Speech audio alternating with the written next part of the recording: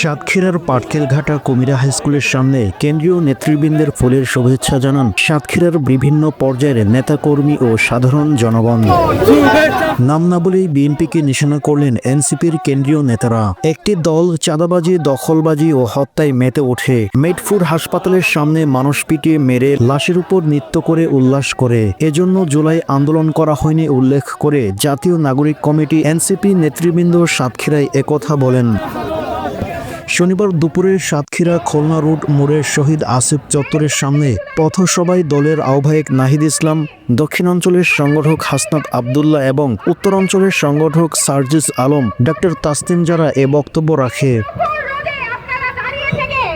এ সময় বক্তারা বলেন, সন্ত্রাসী, খুনি, চাঁদাবাজদের বিরুদ্ধে নতুন করে লড়াই শুরু করা হয়। ফ্যাসিস্ট আওয়ামী লীগ 5 আগস্ট দেশ ছেড়ে পালিয়ে যাবার পর একটি দল ক্ষমতায় যাবার জন্য মরিয়া হয়ে ওঠে। দলটি 3 মাসের মধ্যে নির্বাচন চান।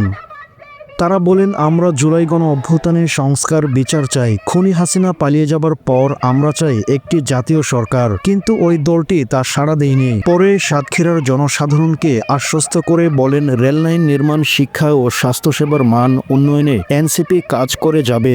উপকূলীয় অঞ্চলকে সুরক্ষিত রাখতে সুন্দরবনকে রক্ষা করার আহ্বান জানান তারা।